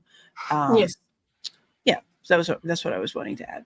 Yeah, I was also looking at Crazy Grateful, but I didn't really get much information for them. We already talked about 11s extensively. So when it says birthday 2, that means that basically it's an 11 that goes into 2. There's just not enough detail. I wonder if different 11s can have a different personal year, because for me, the personal year was 7. She says for her it's 1.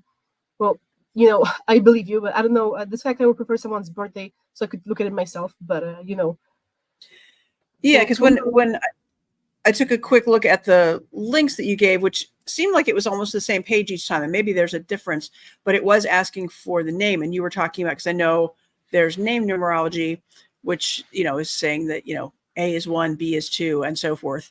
So there's that. Yeah, there you go. She's giving us her birthday. Well, for other numbers such as soul urge or whatever, it has to be the name. But she gave us those actually. I'm gonna actually check them myself because I'm intrigued. Like I don't think I must have checked someone else's personal number by now, probably even for a private reading. People. Yeah. So for anybody else, yeah. Crazy Grateful has put put their birthday in the chat, and Crazy Grateful, if you have a preferred pronoun and you let us know, then we'll use that. She said she. Okay. And then I don't know if Music and Mushrooms is still here, or who else is still here, but if you're watching live and you want to put your information in the chat, we will talk about you. And if you're watching on the replay, thanks for watching on the replay. She was right. This is a personal year one. Okay, well, apparently the personal year number is then different from the life path.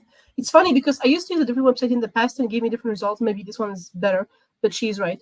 Yeah, the personal. Okay, so see, what matters here is to mix the personal year with your life path vibration and the general year. So for a different person, it's going to have a different result. So here for you, let's say as a form of doing you a reading, this year of Saturn is going to be about restructuring yourself to showing initiative. So in the past, you might have been timid about expressing your unique talents. And this year is kind of going to push you towards the karmic responsibility of expressing yourself in your own unique ways. And you're going to feel anxious unless you do that. So in a way, this year could be a very good new beginning for you, but it is up to you how you channel that, And especially, ironically enough, I know that people don't like the whole H or resonant intervals as 2. I don't know what 2 means. Life path 2? It's not enough information for me. Yeah, that's not really enough to tell me anything. Well, resonant interval is nice to see you, but if you want to have more information, you have to give us more info than just your life path number, because we already covered the basic life path numbers. We're gonna do more complicated readings here, like we're doing right now for Crazy Grateful. Yeah, so basically for you, this year is the start of a new cycle, because all the year vibrations always go from 1 to 9. So when you're in a personal 1 vibration, you're at the beginning of your own personal new cycle. And that's, individual based on your birth date. So here, like I said, you get a new beginning for you this year through restructuring things and taking ownership and responsibility towards being consistent with your goals. This is how it's going to work for you individually. And also, I was going to say, I'm guessing since Crazy Grateful has a really easy to look at date, because I can just visually see that, that everything is a 9 except the middle is a 2. And so that means overall that's a 2. And therefore the year, since this year is 8, and then you add in this case, a 2 to that, and then you get the 1. It's a 1 year for all of the 2s. Correct? Is that what? I'm sorry, you lost me on that. That's why I use calculators, because math is not my strong suit, Like, I'm better at the whole abstract. That's why I use online websites, because, I'm like, you counted for me, like what you just said, flew past me. Yeah, well, kind of look at like 1962, the 9 is just, the 6 and the 2 and the 1 becomes a 9. And then the front number is a 9 and the middle is a 29. So the only thing in there that's basically not a 9 is a 2 in the middle. Yeah. But yeah, I guess that's your point. Visual math, but anyway. Oh, okay. Well, you're genius, Kazri. Like right now, you're brilliant to me. I just, I'm not good at that, but I believe you. Anyway, yeah. Crazy Grateful, so that sounds right for her here. The other thing is that there's a 61 is a 7. So when something is a 61, it's a 7. So then destiny is 7. Yeah, that adds a spiritual vibration to your name. The dream, I don't know why she said dream. I don't think it's called dream, but maybe it's the soul urge is a dream. So here the dream number indicates that there is a desire, again, for being innovative and pioneering, because the 1 is already part of the 11 for you, Crazy Grateful. But not everyone has a desire to be in the one vibration, you do. So your biggest dream is to be a pioneer in your own field. Even if you're running a local kindergarten, then this is still you being a pioneer in some field that you dream about, right? But the thing is that the heart is that you kind of would like a partnership. So what matters to you is that, let's say that somebody is associated with, the legal name is important because it's what you put in the calculator. What I mean here is that you are going to crave to have connections while you're a leader. Some people, let's say they want to be a leader to having their own online business. So they want to, go on their computer and they're going to have their own YouTube channel and they don't need to see anyone. They're going to do their own editing and they're their own stuff. They don't, if they never see anyone says their viewers for next year, they're happy. But with the heart 6, you are somebody who needs to cooperate with others. So you kind of would like to be a leader among others. Like physical presence here can be important to you, the community focus, because again, Venus is not just romantic, it's also, about relationships, about partnerships. So you want to be kind of a leader while having partnerships to back you up. And also the destiny here indicates spiritual focus because of the 7, which is actually, 7 and 11 is pretty compatible. So having one of the component numbers 7, 4, and 11 is a good thing because it just gives you a certain depth of spiritual perception. So with that portrait, what do I see?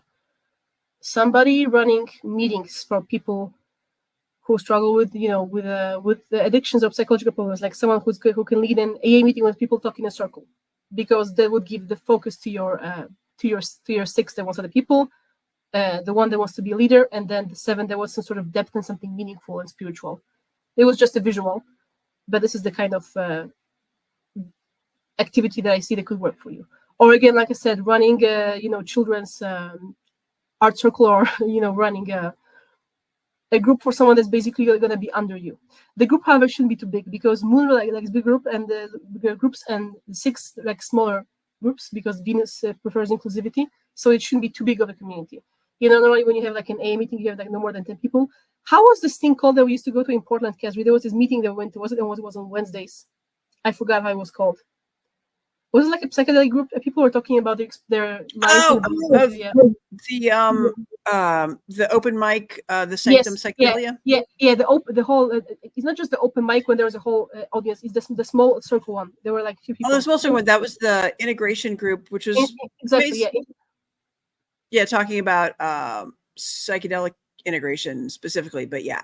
Yeah, but people also ended up talking about their whole spirituality and life problems, not just about substances, right? Because I don't take anything, and still my husband and I went there, and it was like very nice and friendly. So this is what I'm seeing for Chris. Grateful as someone who could be in charge of that kind of smaller group with that component. Anyway, I don't really see anyone giving us any other very useful information, like pertinent the way she did. So I'm gonna continue with the rest of the numbers. There's only like a few left, and then I guess we can look at you guys and then we can wrap it up. Okay. Unless someone else. That's interesting. Yeah, this numerology does. It looks like it does it differently because it tells me, or maybe it doesn't.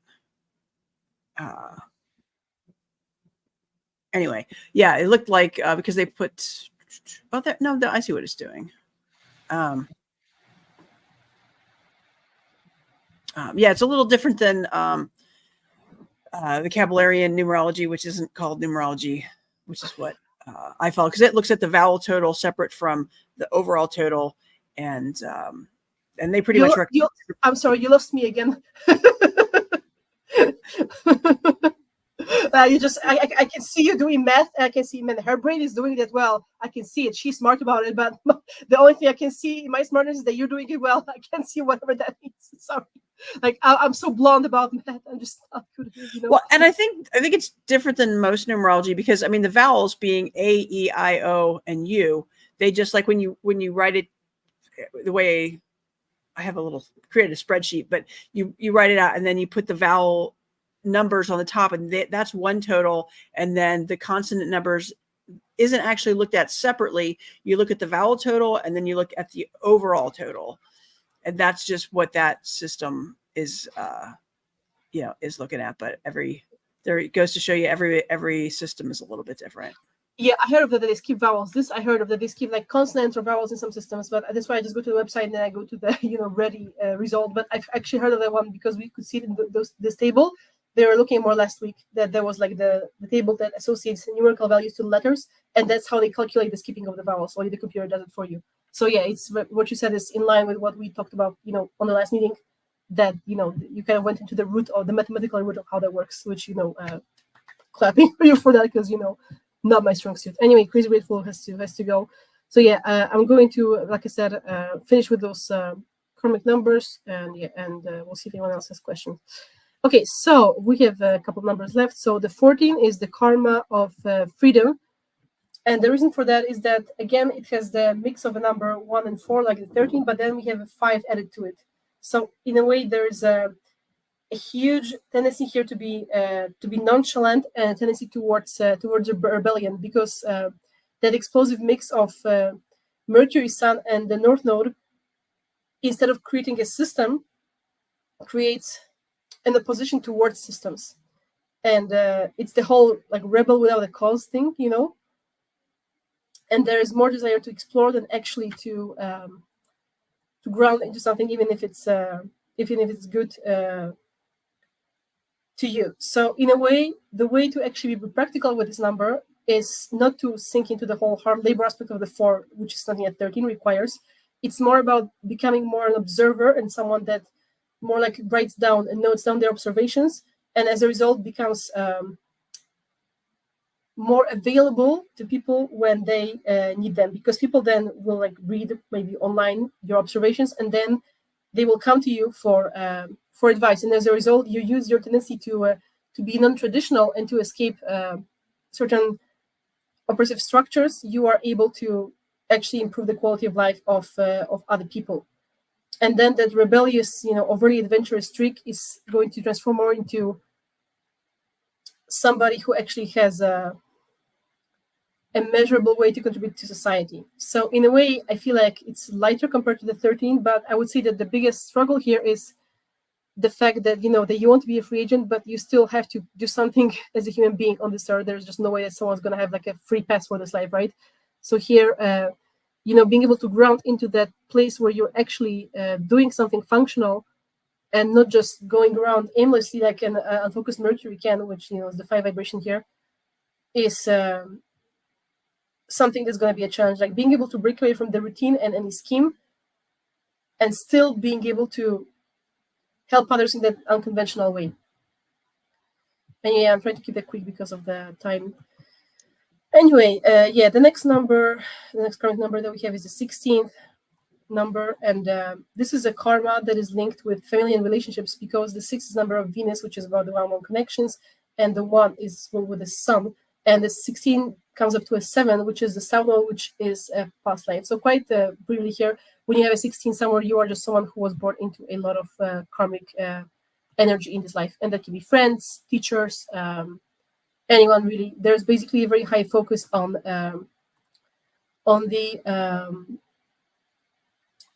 being trapped in karmic connections, and the reason for that comes is that in the previous lives you were someone who kind of went for these disrespectful arrangements out of your own volition, maybe just for the sake of the thrill of it. And so in this life, you have a necessity to learn self-love and setting boundaries in situations that can be abusive to you. So what happens is the universe puts you in those situations that are bad for you, makes you feel trapped in them, just so that you know that you can, so just so you get sick of them and go away. So that basically forces you to build up your basic dignity and self-awareness. Instead of kind of more blending into the relationship and disappearing into it, you become a conscious entity within the relationship. And this is someone that maybe has had like a lot of flings and one-night stands in the past life, someone who could have been like emotionally or sexually shallow. And this year, oh my God, in this incarnation, as a result, you may suffer from, like I said, a lot of karmic relationships to kind of teach you about the more serious side of humor of human relationships, and an ability to build a connection based on some sort of higher value that's devoid of rivalry, jealousy games, or selfishness. So in a way, maybe there are some people from the past life that you have hurt, and they come back in this life in a way to like teach you that lesson of interpersonal integrity, and that is for the first person, not punishing you, but so that you learn how to build a truly beautiful interpersonal relationship. That doesn't have to be romantic, by the way. It's just the focus of this life that you have. It's about being able to look with your heart and completely eliminating the tendency to be more interested in your self-interest, even when you are still with the other. And the suffering will only be as long as your heart is not pure and not open to, to real love. Because there's a tendency here when you're younger to have like very dubious motivations that really lead you when it comes to choosing your partner. A lot of this is choosing partner in a way that's fear-based, and as a result, you create a fear-based relationship, and you're supposed to transcend that and instead create a love-based connections. And this way, you're supposed to know both yourself and the other, and know yourself through the other. In reality, you kind of realize here that there's an egoic tendency to bring ego in relationships here on a very high level, which is what you're trying kind of to transcend here, because Sun and Venus in astrology are enemies, so having them both in one number is kind of tough, And it's harder to build up actual sensitivity, but this is the goal, actually, being able to give love out into the world, and as a result, it kind of returns to you. Anyway, the next karmic number is the 19, which is actually should be very compatible, because the 19 is, this is the Sun and Mars, and 19 comes up to 10, so it comes up to a 1. So it's like very solar and Martian energy, and it's called the karma of power. But see, if you have the karma of power in this life, that means that you feel powerless, essentially, because you want to build up that power. So this is such a strong 1-9 focus, such a leadership focus, that you may, when you're younger, feel actually completely powerless, basically. And here is necessary to kind of have both healthy humility when you contribute to a cause that you deem worthy, and at the same time have a healthy sense of ego, a healthy sense of self, so that you can really help people at the same time. So here, ironically, it's kind of that you already have a recipe that's going to work out very well for you, but there is a very big hesitancy in stepping into it. The end goal here is to make sure that you're not under anyone's breath with the 19, but often when you start life, you end up in opposite situations. You know how it works. You end up with the unwanted first, so that you can transform into the wanted. You may feel like you have no control over your life with the karmic number, and you tend to kind of throw the responsibility onto somebody else, while in fact you're supposed to be learning yourself. And the struggle here is to be able to regain control over your own life. And in consequence, after you learn how to be responsible for yourself and deal with yourself, you become the leader of others, because you are somebody who has come from the bottom. And through learning how to self-govern, you end up being an inspirational figure to other people. Through self-understanding, you then know how to understand others. So it's like a healthy, accountable humanitarianism that we grow into, where we might have grown up initially in childhood from a position of complete disempowerment. So it's like a very high empowerment number.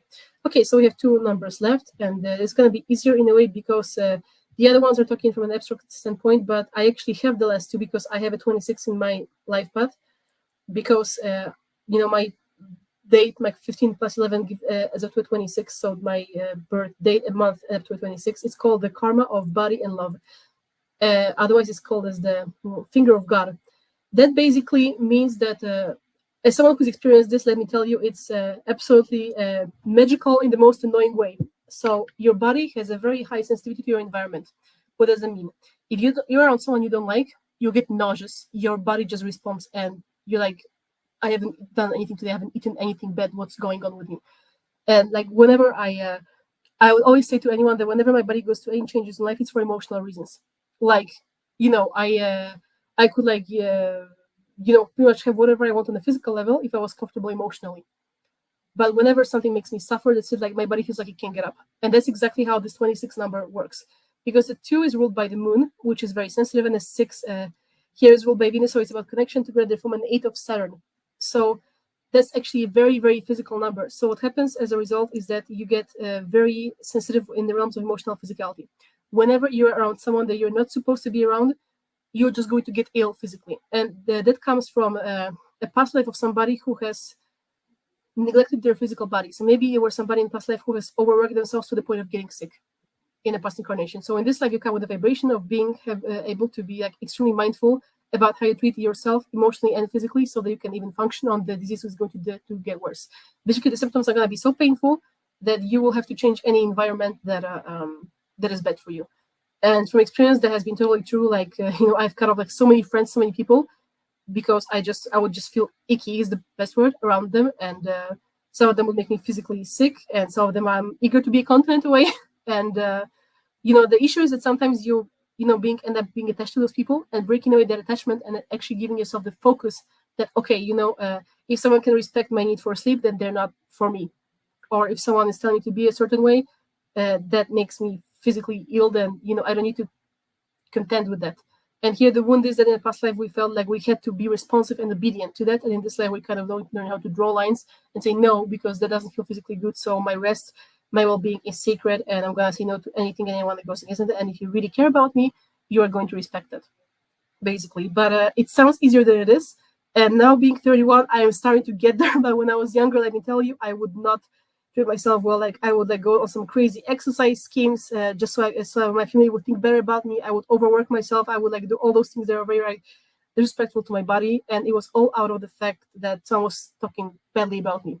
And it takes years to really grow into loving the well-being of your body out of self-love. And that's the vibration of the 26. The emotional implications of physicality. And the tendency early in life to neglect that, and then learning how to nurture that. So the last karmic number is the 29. So if you're 2911, you're going to have that by definition. If you're born on 29th, I think Crazy Grateful said that she was born on the 29th somewhere. Yeah, 29th of September. So she's going to have, and she's in 11 too, so she's going to have that very double, very stronger than me even. So here is kind of a biblical reference. Because this is called the karma of Job. The guy in the Bible, he's called Job. I think that's how you pronounce it. Because I'm not, because the last time I read the Bible was in Polish. Say that again. Job, I think, or Job. Is it spelled J-O-B? J-O-B, like in the Bible. I guess in the Bible, I think they pronounce it Job. I don't know how it's spelled because I don't read the Bible, but I've heard of it. Job. No, biblical figure Job. Okay, because it sounds like a job doesn't work, G-O-B, but I know the Polish name. Yeah, I know the Polish name of this, which is spelled with an H instead, and it's completely different, but he's called a Job. This number is called the karma of Job, basically. And if you know the Bible history, Job was basically a man whose nobility was tested when he was having his spirit questioned through a lot of trials, when he was being treated unfairly in many ways, and he was supposed to keep his faith and believe in God nevertheless. So basically this number is kind of checking, will you abandon your spiritual path and become an asshole just because you've been hurt, or will you preserve your integrity even if things feel really bad and you feel like you can't count on anyone's support? Like, will you believe in the heavens even if you feel like the heavens temporarily don't support you? And as a result, this is someone that can endure some sort of phases of years of painful experiences in which they have to keep faith in what they want and who they are in their integrity. And then after they endure it, their life kind of comes back into balance. But during that period, it can kind of feel really hopeless, and the temptation to kind of swing the pendulum can be high.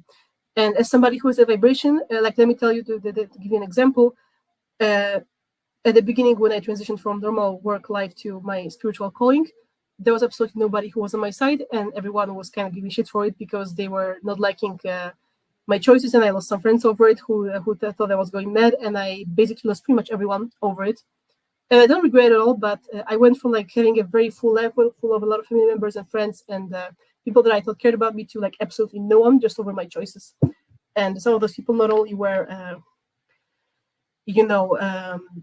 mean and unsupportive, but they also tried to chase after me when I tried to cut them off, as in they were trying to make my life miserable and scare me into certain things, and they tried to use their authority, the family authority they had over me, to try to deter me from what I wanted.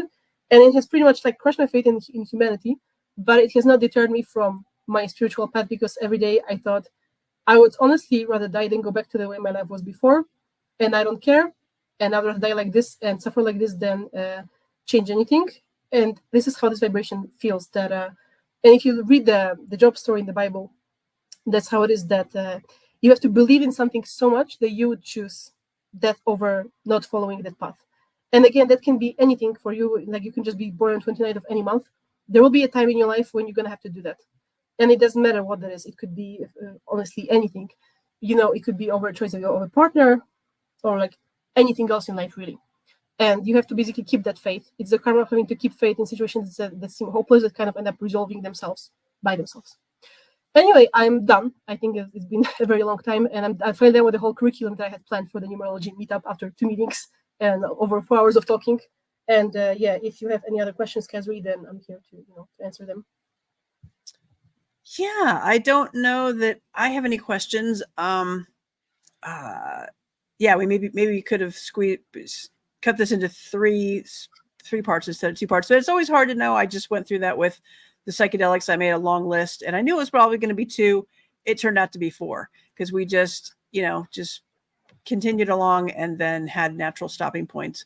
So yeah, I suppose one of the main questions for either people in the chat or people watching on the replay is what to do next, because we have looked at astrology and tarot. Was that the second thing we looked at? And human design, which involves astrology and other aspects, and that now numerology. And so in the series that we're doing, little mini series that we're doing here with Yogoda, what would be the best thing to do next? Would it be to pick one of those and like go deeper with it, or just keep revisiting in some ways, because the internet has a short memory? Yes, you can go watch the old ones, but a lot of people want to tune in and want to see what's happening right now and just jump into it. So do you have any thoughts on that, Yogoda, or anybody in the chat could say that? Of course, I'm open to suggestions, but like I said, my first idea was, as someone who has a lot of astrology questions from people, and someone who has been in the community for a very long time, the number one question I receive often is people want me to predict something, which I am not a very big fan of. But I would like to talk about what I believe is the number one best prediction technique in astrology. If you already want to look into that, it's more of a prediction, not on what will happen exactly on a given date, but what is going to be a theme in your life during a certain period of years. And I have an astrology software that shows you what your life is about. And I wanted to, this is what the idea of what I have about how to expect what kind of results from a given planetary period.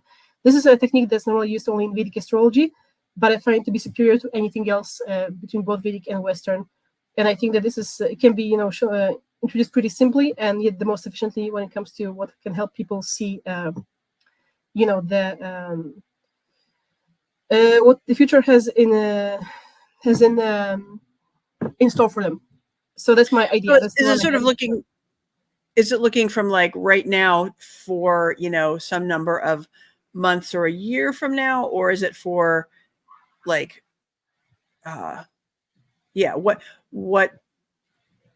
what does it predict exactly? Okay, it is for a lifetime. What it predicts is kind of it's a cycle of your life from the moment of birth till whenever you're going to die. It's about the fact that planets in Vedic astrology, they have a consecutive order of maturation, and you are born at a certain time of maturation because of what your soul chose. And that shows you kind of the starting point of your life, and then it continues and it goes on. And that prediction technique shows you what is going to be a focus in your life and how that's going to manifest. That is based on the dimensions of your moon. For example, mine is ruled by Saturn, so I was born in a Saturn planetary period. But the way it's going to express itself is going to be different for a different person, because that is going to completely depend on what Saturn is doing in your chart. So it kind of shows another flavor of your personality to you, and another flavor of individuality to show you how exactly that manifests for you. Some of the tropical techniques in astrology, like solar returns, they are basically like a cheaper version of that. They took it from the Vedics and they cheapened it down. This is the meat and potatoes. This is the real deal, the original thing that this thing came from. And it's better because, let's say, or maybe you have things such as perfected years, this circle with the perfected year in astrology, which many tropicals are into. That, again, is kind of like a cop-out from that prediction technique. So I cannot think of single, more useful information for people who are into astrology. If you have other ideas, I'm open too, but this is the first thing that's on my mind. I think we should follow your intuition of what you'd like to do next, and we'll put it together and continue. If 5:30 Pacific time on Saturdays works, pretty much stick to that. And if we get something, we can always do 2 in a week. But if that's too much for you, then we can just hold it till the next week, because that's good. There is a Saturday coming up. I want to say end of March. At some point, I was looking at scheduling something. Oh, March 2nd, which actually beginning of March, when we'll have to move our 5:30 thing either earlier or later. I think probably earlier, or just different day. Yeah, it's okay. Well, just be prepared that during the next meetup, Kazri, I'm gonna be like using you heavily as a guinea pig, because right now, as of right now, we were doing a lot of theory, as in general theory of the basics of those spiritual topics. And I'm guessing some questions are going to appear on the chat as we go along, so we're going to reply to that. but we're kind of assuming that the regulars who watch our live streams are going to already know what I have told you guys, or at least I was going to go back and rewatch it. And this thing is going to be very like example heavy. I'm going to take your chart and my chart to show you very real examples of how that can work and how it develops individually in everyone's chart. Because no people are the same, but the combo of certain planetary influences produces a certain focus and result in your life. So we're going to again use that to to show you how that is very realistic and has a tangible power in your life. Yeah, good examples of us is good, and potentially of other people that are in the chat, or potentially famous people. A lot of times examples we do famous people, because then people, we think we know them, we don't super know them, but we know their public life. So yeah, you have to be careful with that one, because like it's very funny. Sometimes I have like a whole celebrity database in my astrology software, and sometimes I look at them because I'm trying to like look at their physiognomy of their faces and look for similarity. And I have a Twitter, and sometimes I don't really do predictions much, but sometimes I get like a random flash of intuition of thinking that something might happen based on this prediction technique, and I post it, online, and people get so saucy about it because they love the celebrity and they're like, "Go die! Who told you to speak?" Because they're offended when I say, "Well, it looks like this person in a couple of years might get a divorce, even though they look happy right now because their planets are saying so." And I don't really care that much, but it was screaming at me, so I just wrote it down. And some people are serious about that. They think a celebrity is their best friend, and they're like guarding them with their life. So and things that aren't good news aren't it's not necessarily great to hear, but I think it's always important for everybody. And I guess the internet kind of takes us two ways. It takes us what I consider the Twitterverse way, which seems to be people getting angry and I don't know, just trying to hurt people and being mean or whatever. And I really, and we don't have enough people here, and we haven't had any real troublemakers, but if that's just not, and if we do at some point, like, no, this is not a place to be unkind and whatever. It's a time to say, well, maybe I disagree. Okay, you can say you disagree, and then like let it go. We're not here to, argue over whatever. Because too, you said it looks like from this chart that this couple might get divorced. You're not wishing them a divorce. You're not saying it's definitely going to happen. It's just saying that there's some energy that could happen. And the point of saying it is that then if it were to happen, then you could have the proof that, well, hey, I called that beforehand, and here in the chart is what we're talking about. And that's why astrology is real, and a lot of people don't necessarily believe it. Yeah, but that's also why I wanted to start with people I know, like you and I, because no one can really get offended if I talk about you or me, because they're not gonna get butthurt about it. But you're right that in some cases maybe some celebrities may be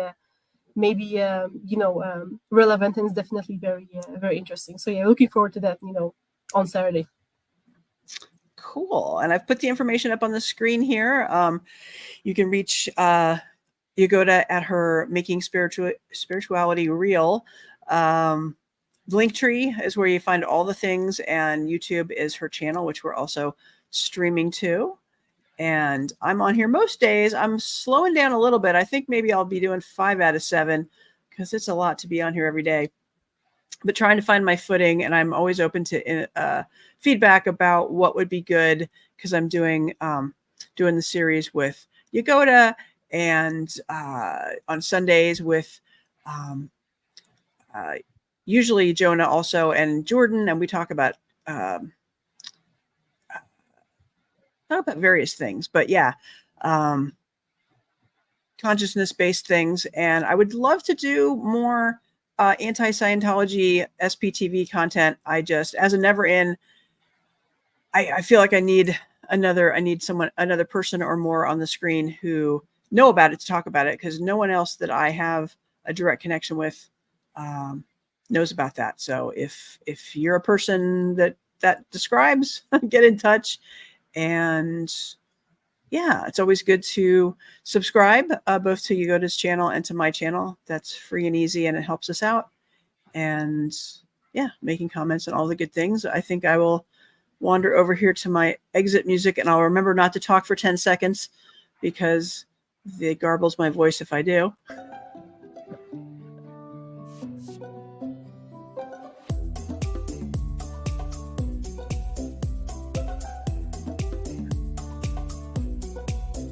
There we go. And again, there's my bye for now. See you next time. And yeah, thanks for everybody that watched live, and for everybody in replay world. We'll see you next time.